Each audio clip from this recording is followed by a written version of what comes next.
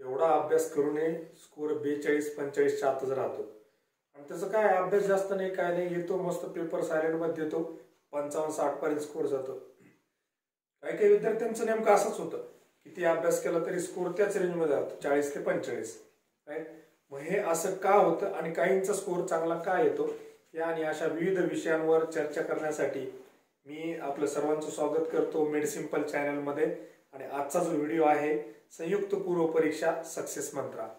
तर सक्सेस मंत्रामध्ये बघा काही असं वेगळं हे नाही की जादूची कांडी फिरवली आणि तुम्ही स्कोर खूप चांगला आला. तुम्हालाही माहिती आहे, सगळ्यांना कळतं काय करायचं काय नाही. फक्त काही गोष्टी आहेत ज्या चुकतात, ज्या गोष्टी करायला नाही पाहिजे त्या आपण करतो आणि काही गोष्टी आपण अवॉइड करतो.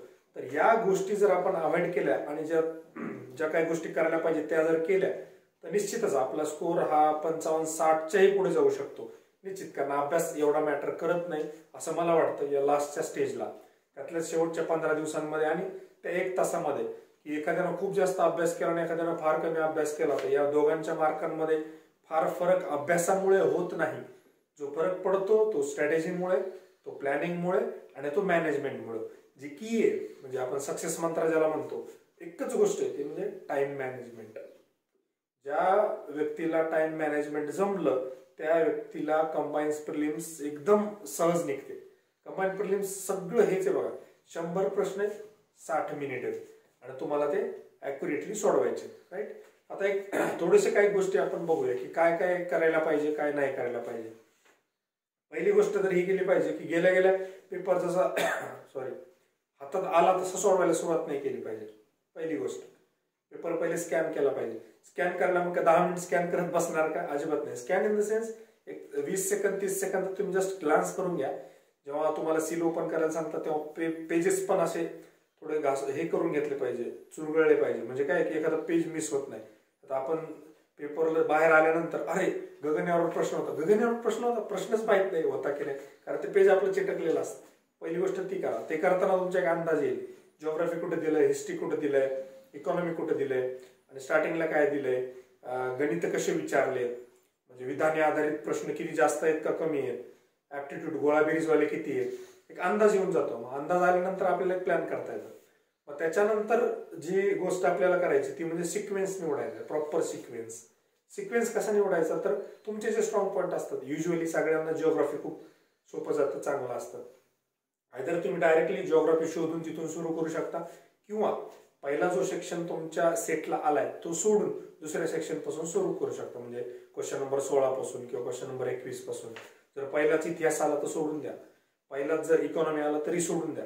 कारण पहिला जो सेट असतो, पहिला जो क्वेश्चनचा एक सेट असतो, सेक्शन असतो, तो शक्यतो त्या पेपरचा सर्वात अवघड सेक्शन असतो. तुम्ही कुठलाही पेपर घ्या साधारणतः त्या पेपरच्या सेट मधला सर्वात अवघड प्रश्नही सुरुवातीला असतात आणि ते कशासाठी असतात की तुम्हाला घाबरवण्यासाठी असतात. त्यामुळे ते बाजूला करा आणि पुढच्या क्वेश्चन पासून सुरुवात करा, पुढच्या सेक्शन पासून.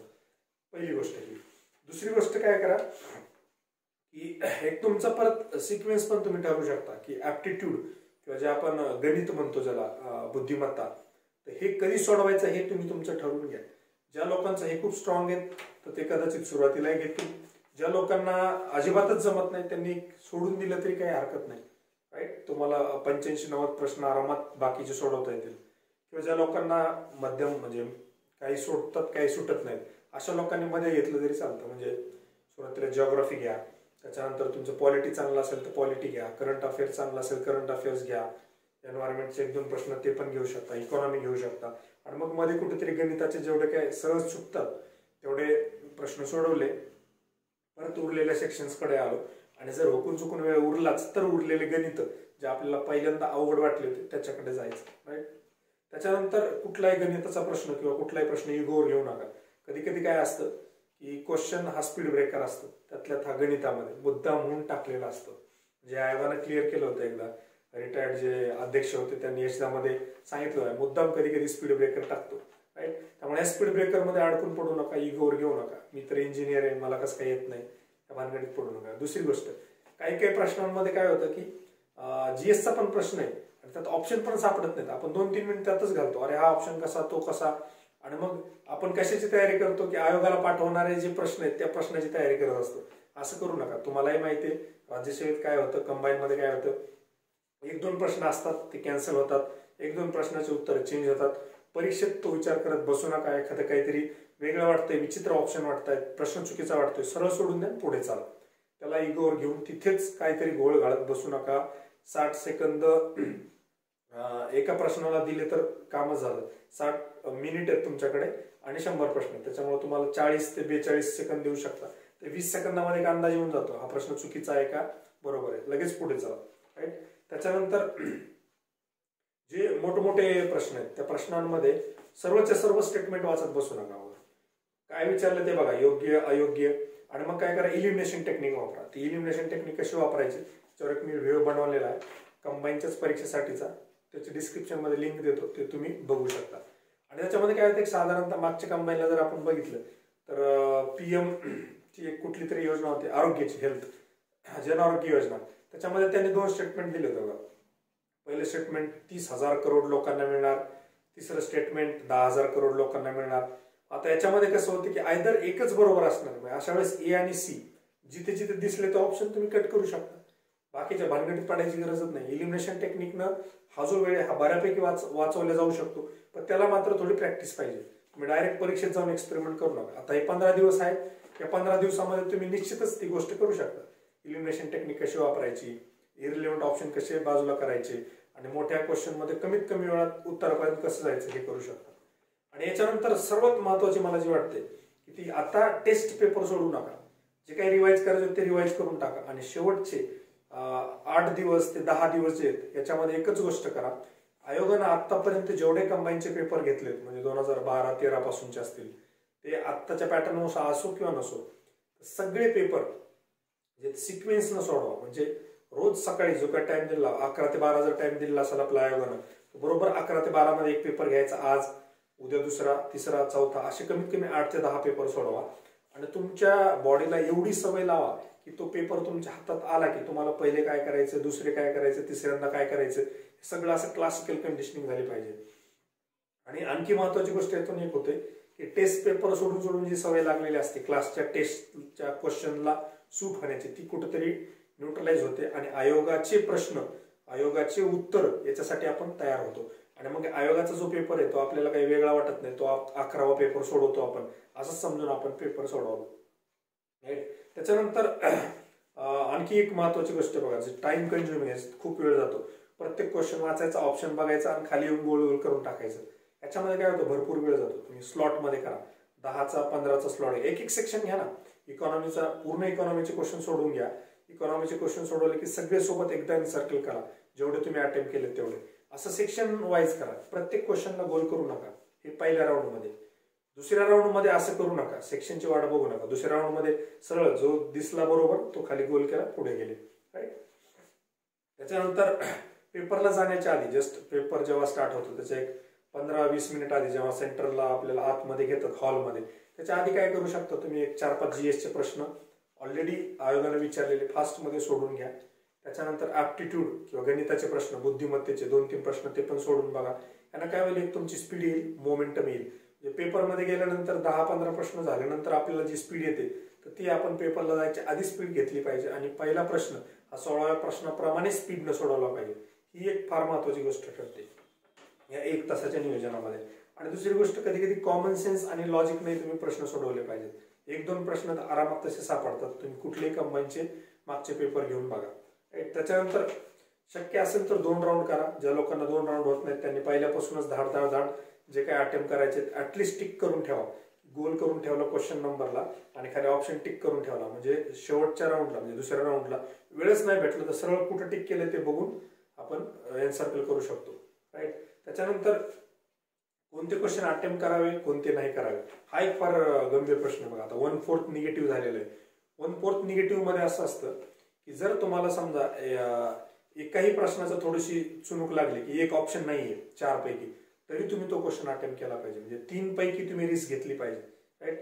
म्हणजे 3 पैकी तर सोपं असतं बघा. 4 क्वेश्चन अटेम्प्ट केले, त्यातले समजा 3 जरी चुकले तरी तुम्ही न्यूट्रलाइज होऊन जाता, पण त्यातले जर 2 बरोबर आले तर तुम्ही ऑलवेज पॉझिटिव्हवर राहता. त्यामुळे 1/4 निगेटिव्ह मध्ये अटेम्प्ट हा मिनिमम 85 तरी असला पाहिजे. तुम्ही 70 आणि 75 अटेम्प्ट करून याल तर थोडी रिस्क त्याच्यामध्ये इन्व्हॉल्व असते जर तुमची अॅक्युरेसी तेवढी नसेल तर. आणि आजकाल जे काय आपण आन्सर की मध्ये चेंजेस कॅन्सल होणारे क्वेश्चन जर बघितले तर अटेम्प्ट मी तर म्हणतो 90च्या आसपासच असला पाहिजे कंबाईनला, ज्यांना STI आणि ESO टार्गेट करायची. राईट, अटेम्प्ट थोडा वरच्या लेवलला ठेवा कारण 1/4 निगेटिव्ह आहे. राईट, याच्या व्यतिरिक्त बघा पेपर आता जे राहिलेले काही दिवस आहेत 10-15 दिवस, या 10-15 दिवसांमध्ये ना फार काही जास्त वाचायच्या मागे लागू नका. थोडा अभ्यास पण थोडा कमी कमी करत या. म्हणजे तुम्ही आतापर्यंत जर 12-12 तास 15-15 तास अभ्यास करत असाल तर त्याला थोडं 10 तासावर, मग 9 तासावर, 8 तासावर असं करत करत, आणि परीक्षेच्या आदल्या दिवशी तर मी तर म्हणतो काही नाही वाचलं तरी चालतं, किंवा ऍटलिस्ट दुपारनंतर काही वाचू नका. डोकं शांत ठेवा, मनामध्ये विचार करा तुम्हाला काय करायचंय, काय ठरवलेलं आहे, जिओग्राफीचे कुठले प्रश्न असतील त्याला मी कसं सोडवत असतो. मला ऍप्टिट्यूड मधले किंवा विधाने आधारित प्रश्न जे तो वाचण्यात खूप वेळ जातो. मी डायरेक्टली पहिले ऑप्शन बघतो, इरिलेव्हंट ऑप्शन काढून टाकतो, क्वेश्चन स्टेटमेंट मध्ये विचारलेलं कीवर्ड फक्त तेवढा बघतो आणि तो ऑप्शन करतो. जे काय ठरवलंय ते डोक्यात सारखं तुमच्या घुमू द्या त्या दिवशी, आणि बाकी अभ्यासाचा अजिबात लोड घेऊ नका. आणि ज्या कन्फ्यूज करणाऱ्या गोष्टी आहेत आणि ज्या जास्त अवघड गोष्टी आहेत त्या आता शेवटी अजिबातच वाचू नका. कन्सेप्ट तुमच्या जर क्लिअर असतील तर तुम्हाला काहीही काळजी करायची गरज नाही. आणि ज्या लोकांचे कन्सेप्ट क्लिअरच नाहीये तर आता ही जास्त वेळ नाहीये तुमच्या कन्सेप्टच्या क्लॅरिटीकडे बघण्याची. राईट, आणि करंट अफेअर्सला निग्लेक्ट करू नका, पण असं करू नका की फक्त करंट अफेअर्सच करतोय शेवटचे 10-15 दिवस झाले. कारण आज राज्यसेवेला बघितलं आपण, सांगता येत नाही काय विचारतील, तर साधारणतः कंबाईनला काय विचारू शकतात याचा एक आपल्याला अंदाज आलेला आहे.